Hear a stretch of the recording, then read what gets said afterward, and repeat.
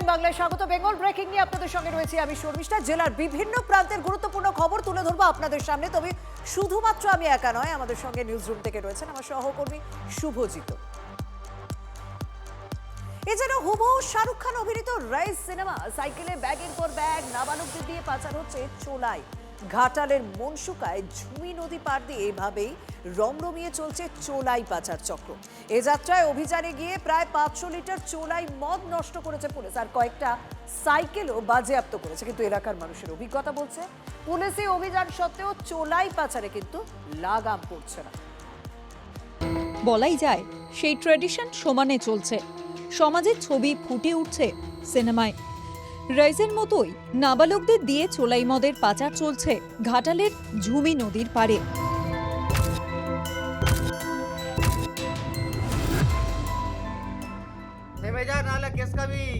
মনসুকা ঘোড়ই ঘাট দিয়ে এভাবেই পার হয়ে যায় অল্প বয়সী ছেলেরা, সাইকেলে বোঝাই করা সব ব্যাগ। অভিযোগ, ওই ব্যাগগুলোতেই ভরা থাকে চোলাই মদ। গন্তব্য পাশের জেলা হুগলি। এই চোরাচালানের পেছনে ঘটনাস্থলে থাকা এক মহিলার দিকে আঙুল তুলেছেন স্থানীয়রা। তোমার জিনিস? আমাদের নয়, আমরা তো লোকের পয়সা দেয় বলে আমরা আনতে এসেছি। কে পয়সা দেয়? তারাই পয়সা দেয় যাদের আনতে এসেছি। কারা? যাদের ব্যবসা তারাই দেয়। দিনে দুপুরে সকালবেলা চোলাই পাচার হচ্ছে। ঘাটালে আজকে যারা চোলাই মদের দোকান করেছেন তারা সব তৃণমূল দ্বারা পরিচালিত, তৃণমূলের মদতে এইসব হয়েছে। বর্তমান সরকার জনগণের সরকার, ডবল ইঞ্জিনের সরকার। বিজেপি সরকার সেটাকে উচ্ছেদ করার জন্য সম্পূর্ণভাবে চেষ্টা করছে। একটা সরকার নতুন এসেছে, তো সেই সরকার যদি ভালো কাজ করে, যে এই যে চোলাই মদের ব্যবসা সেটা যদি একবারে নির্মূল করতে পারে, তুলে দিতে পারে, তাহলে বলবো অবশ্যই বাহবা দেব। কিন্তু আমাদের আমলে যে কাজ হয়নি, আমাদের আমলে যে রমরমা বেড়ে গেছিলো, সেটা কিন্তু মানতে পারছি না। চোলাই পাচার রুখতে এমন অভিযান কিন্তু নতুন নয়। শেষ 2 মাস আগে শুধুমাত্র মনসুকা এলাকায় 20 বারের বেশি অভিযান চলেছে, যাতে নষ্ট করা হয়েছে প্রায় 1000 লিটার চোলাই মদ। লাগাতার অভিযান চললেও মনসুকা এলাকায় চোলাইয়ের চোরাচালান কিন্তু বন্ধ হচ্ছে না। আসলে চোলাইয়ের এই ব্যবসার সঙ্গে জড়িয়ে আশেপাশের একের পর এক গ্রাম, যা বাইরে পাচার হয়ে যায় নাবালকদের মাধ্যমে। সেই নাবালকরা ধরা পড়লেও চোলাই ব্যবসার আসল মাথারা কিন্তু থেকে যায় নাগালের বাইরে। Bureau report, TV nine Bangla. আর এবার আপনাদেরকে আরেকটা খবর দেব, একটা ছবি দেখাবো যথেষ্ট উদ্বেগের। দুধ নিয়ে জল ঘোলা নবদ্বীপে মারাত্মক অভিযোগ। সেখানে ভেজাল দুধ তৈরি করা হচ্ছিল। 20 লিটার খাঁটি দুধের সঙ্গে, মানে আসল দুধের সঙ্গে রাসায়নিক মিশিয়ে আর অনেক কিছু মিশিয়ে 100 লিটার করা হচ্ছিল। ভেবে দেখুন একবার, দুধের ক্ষেত্রেও।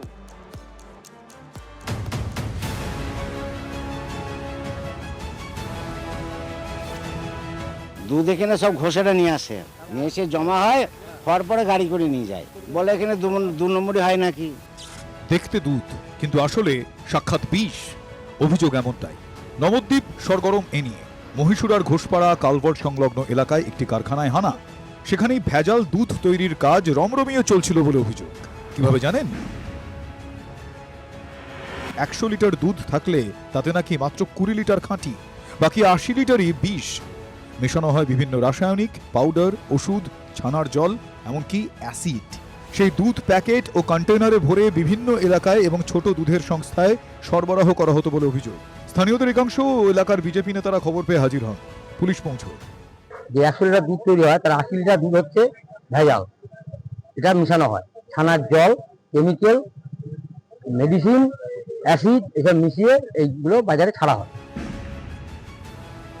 এখানে কেমিক্যালের শিশি রয়েছে, কিন্তু কেমিক্যালটা কি সেটা কিন্তু আমরা বলতে পারবো না। তদন্তকারী যারা আছেন তারাই হয়তো বলতে পারবেন। কালকে নমুনা তারা সংগ্রহ করে নিয়ে গেছেন। অভিযোগ ভুরি ভুরি এবং সবকটি মারাত্মক। যদিও কারখানার কর্মী থেকে দুধ বিক্রেতারা কেউই সব মানতে নারাজ। কিছু মেশানো হয় না, বোতলগুলো ওগুলো আবার দুধ টেস্ট করা হয়। কোন দুধটা খারাপ আছে কোনটা ভালো আছে এগুলো দেখার জন্য, ওগুলো টেস্ট করার জন্য। ওগুলো কোনো মেশানোর কাজ না। ওই যে গ্লাস আছে, গ্লাসের মধ্যে ওগুলো দুধ দিয়ে টেস্ট করে ফেলে দেওয়া হয়। পুলিশ এসে শুধু দুধ পেয়েছে, চেম্বারে দুধ ছিল, দুধ ওনারা দুধ নিয়েও গেছে। আরও কারা জড়িত এই দুধের কারবারে সব খুঁটিনাটি বের করা হচ্ছে। সব দিকই খতিয়ে দেখছে নবদ্বীপ থানা। এ নিয়ে রাজনৈতিক জলঘোলাও চরমে।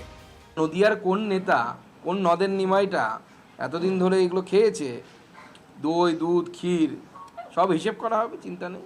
এর পিছনে আবার অন্য কোনো কারণ, এর সাথে ওর ঝামেলা, ওর সাথে ওর গন্ডগোল, এইসবের জন্য এখন বিজেপি নেতা কোথাও গেলে পুলিশ থরে থরে কাঁপতে থাকে। আসল ঘটনা খোঁজ করলে অন্য কিছুও দেখা যেতে পারে। শিশুদের মুখে তুলে দেওয়া হয় যে দুধ, যা রোগীদের নিশ্চিন্তে দেওয়ার কথা, পুষ্টিগুণের কথা ভাবলেই যেদিকে হাত বাড়ান মানুষজন, তাতেও নাকি বিষ মিশছে।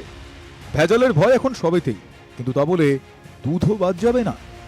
এত লোভ ভেজাল কারবারিদের, এত টাকার খাই, জল ঘোলাতে হবেই। প্রশাসন অবশ্য সাফ জানিয়েছে স্বাস্থ্যের সঙ্গে জড়িত বিষয়টি, দোষী হলে কেউ ছাড় পাবে না। ক্যামেরা তুষারের সঙ্গে মহাদেব কুণ্ডুর রিপোর্ট, TV9 বাংলা। কয়েকদিন আগে স্কুল চলতে চলতে আত্মারাম খাঁচা ছাড়া হয়ে গিয়েছিল শিক্ষক থেকে পড়ুয়াদের। ব্ল্যাকবোর্ডের পিছন থেকে ফোঁস শব্দ, বেশি খুঁজতে হয়নি, বেরোয় বিষধর চন্দ্র বোরা। পূর্ব বর্ধমানের গলসির একটি প্রাইমারি স্কুলে এটাই এখন কার্যত রোজ নামচা। স্কুলের হাল বেহাল বললেও কম বলা হয়। চারিদিক জঙ্গল এবং আগাছায় ভরে গিয়েছে, ফল ভুগতে হচ্ছে হাতে নাতে। বেরিয়েছিল। কোথায় বেরিয়েছিল? আলমারির পেছনটায়।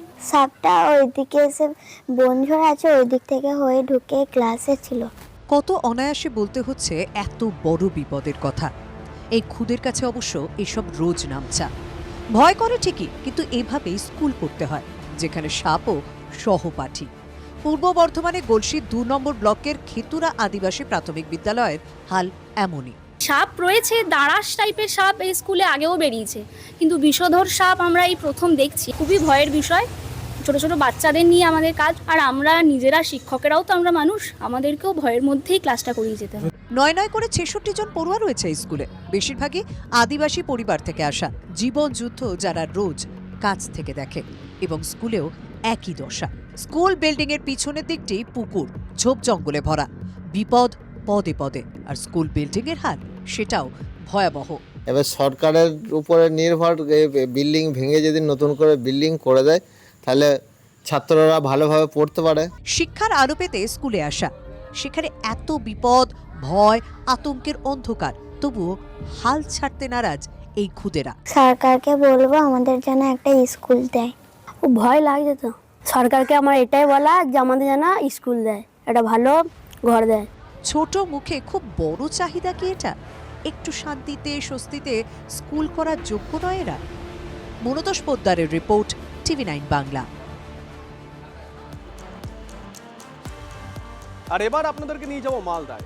2-4 নয়, একই দিনে 10 নবজাতকের মৃত্যু। তোলপাড় পড়ে গেছে মালদা মেডিকেল কলেজে। মালদা মেডিকেল কলেজ কর্তৃপক্ষ অবশ্য দাবি করেছেন যে ওই 10 জনের মধ্যে 8 শিশু জন্ম হয়েছিল জেলার অন্য কোনো হাসপাতাল বা নার্সিংহোমে। আশঙ্কাজনক অবস্থায় তাদেরকে মেডিকেল কলেজে আনা হয়। ইতিমধ্যেই হাসপাতাল কর্তৃপক্ষকে শোকজ করেছেন স্বাস্থ্যমন্ত্রী। একদিনে বেশ কিছু বাচ্চা মারা গেছে, প্রায় 10টা মতো। মালদা মেডিকেল কলেজে পরপর শিশু মৃত্যু, একদিনে 10 নবজাতকের মৃত্যু। একদিনে এত শিশু মৃত্যু কেন জানতে চাইল ক্ষুব্ধ স্বাস্থ্য দপ্তর। মেডিকেল কলেজ সূত্রে জানা গিয়েছে, অগস্ট মাসের 3য় সপ্তাহে একদিনে 10 জন নবজাতক মারা যায়। বিভিন্ন কারণে বাচ্চাগুলোর মৃত্যু হয়েছে। কেউ শ্বাসকষ্ট নিয়ে মারা গিয়েছে, কারো জন্ডিসের সমস্যা, কোনো শিশুর হার্টের সমস্যায় মৃত্যু হয়েছে। হাসপাতাল কর্তৃপক্ষের দাবি, মৃত 10 জনের মধ্যে 8 জনকে বাইরে থেকে আনা হয়। শ্বাসকষ্ট আছে, সেপসিস আছে, জন্ডিস আছে, হাইপোক্সিয়া। 10টার ভিতরে আউটবোর্ন ছিল 8খানা, 2খানা বাচ্চা ছিল ইনবোর্ন। অভিযোগ, প্রথম দিকে বিষয়টি সামনে আনতে চায়নি মালদা মেডিকেল কলেজ কর্তৃপক্ষ। স্বাস্থ্য দপ্তরের সাইটে তা আপলোড হতেই প্রকাশ্যে আসে। স্বাস্থ্যমন্ত্রী স্পষ্ট করে দিয়েছেন, যা যা ব্যবস্থা নেওয়ার তার সবটাই নেওয়া হচ্ছে। নবজাতক যে মৃত্যুর হার মালদায় বেড়েছে, আমরা প্রত্যেকটা শোকজ করা হয়ে গেছে। তাহলে আমি শোকজ রিপোর্ট সব পেয়ে যাব পেডিয়াট্রিক্সের কাছ থেকে। সুপার প্রিন্সিপাল সব অবগত আছে, MSVP। যে কটা মারা গেছে কেস ওয়াইজ কারণ জানতে চাওয়া হয়েছে। মালদা মেডিকেলে শিশু মৃত্যুর ঘটনা নতুন কিছু নয়। কোন শিশু কি অবস্থায় হাসপাতালে এসেছিল, তার কি ধরনের চিকিৎসা করা হয়েছিল এবং মৃত্যুর নির্দিষ্ট কারণ কি, সবটাই খতিয়ে দেখছে স্বাস্থ্য দপ্তর। মালদা থেকে শুভতোষ ভট্টাচার্যের রিপোর্ট, TV9 বাংলা। বাংলা থেকে তৃণমূলের মূল উপড়ে ফেলার পর বাকি চিহ্নগুলো উধাও হলো বলে পূর্ব মেদিনীপুর নদিয়ার পথে কি এবার মালদা জেলা পরিষদ তৃণমূলের হাতছাড়া হচ্ছে? কালীঘাট তৃণপন্থীরা হাত ধরতে পারেন কংগ্রেসের। সমীকরণ বদলের ইঙ্গিত মালদা জেলা পরিষদের। তৃণমূলের জেলা পরিষদ হবে না, এটা কংগ্রেসের জেলা পরিষদ। পূর্ব মেদিনীপুর নদিয়ার পর এবার কি মালদা জেলা পরিষদ বেহাত হচ্ছে তৃণমূলের? কালীঘাট তৃণমূলের একাংশের দলবদলে এবার কি বোর্ড করবে কংগ্রেস? মালদা দক্ষিণের কংগ্রেস সাংসদ ঈশা খান চৌধুরীর দাবি ঘিরে জেলা রাজনীতিতে শোরগোল। মালদা জেলা পরিষদের 24 জন তৃণমূলের সদস্য এখন গোপন শিবির করে রয়েছে। ইতিমধ্যে এটা স্পষ্টই হয়ে গেছে যে তারা কংগ্রেসের পতাকা ধরতেই চলেছে। সবচেয়ে তাৎপর্যপূর্ণ বিষয়, সেই জল্পনায় হাওয়া দিয়েছেন তৃণমূলের প্রতীকে জেতা এক জেলা পরিষদ সদস্য। কংগ্রেসে যাওয়ার সম্ভাবনাটাকে উড়িয়ে দিচ্ছেন না। উড়াতে পারছি না এই জন্য। বাকি 22 জন 23 জন যদি কংগ্রেসে চলে যায় তা আপনিও তো যাবেন কংগ্রেসে। চলে গেলে আমাদেরকেও যেতে হবে, আমাকেও যেতে হবে। 2023-এর পঞ্চায়েত ভোটে 43টির মধ্যে 34টিতে জেতে তৃণমূল, কংগ্রেস 5টি এবং বিজেপি 4টি আসনে জেতে। সূত্রের খবর, 24 জন তৃণমূল সদস্য যোগ দিতে চলেছেন কংগ্রেসে। তাতেই হাত বদল হতে পারে জেলা পরিষদের। কংগ্রেসকে সাপোর্ট করতে পারে এবং কংগ্রেসকে যোগদান দিতে পারে। সবাই কংগ্রেস থাকবে, সবাই কংগ্রেস হবে, বোর্ড হবে কংগ্রেসের। আলোচনা চলছে, কিন্তু ওটাই সবার মধ্যে কথা হচ্ছে। দিন কয়েক আগে সভাধিপতি লিপিকা বর্মন ঘোষ ও সহকারী সভাধিপতি এটিএম রফিকুল হোসেনের বিরুদ্ধে তৃণমূলই অনাস্থা আনে। পরিস্থিতি বেগতিক বুঝে তাঁরাই সফা দেন। মালদায় কালীঘাটপন্থী তৃণমূলের একটা অংশ যে কংগ্রেসের পাশে দাঁড়াবে তা কার্যত পরিষ্কার। কংগ্রেস ঘরানা থেকে এসেছি, ফলে কংগ্রেসের প্রতি কংগ্রেস আমাদের কাছে অচ্যুত নয়, অস্বাভাবিক কিছু নয়। ওটা হতে পারে যে মালদা জেলা পরিষদ কংগ্রেস গঠন করবে। হ্যাঁ, 100% হতে পারে। যারা এটা বলছেন তাদের ব্যক্তিগত রাজনৈতিক চয়েস। তারা যদি মনে করেন সেরকম কোনো স্টেপ নেবেন, তাদের লাভ হবে রাজনৈতিক ভাবে দল চেঞ্জ করে, তাহলে সেটা তারা ভাবনা চিন্তা করবেন। জেলা পরিষদের নতুন সমীকরণের ইঙ্গিত পেয়ে দুই কংগ্রেসকে বিঁধেছে বিজেপি। একটা ব্যবসার 3টে সেগমেন্ট খুলে বসেছে, একটা তৃণমূলের দোকান, একটা কংগ্রেসের দোকান, একটা সিপিএম এর দোকান। রাত্রেবেলা তো ব্যবসার জায়গা সব এক জায়গাতে টাকা মিলজুল হয়। বিধানসভা ভোটে মালদা জেলার 12টি আসনের মধ্যে 6টি তৃণমূল জিতলেও দল কার্যত ছন্ন ছাড়া, যার প্রভাব পড়েছে জেলা পরিষদে। আরও এক জেলা পরিষদ হাতের বাইরে যেতে বসেছে তৃণমূলের। মালদা থেকে সুব্রত ভট্টাচার্য রিপোর্ট, TV9 বাংলা।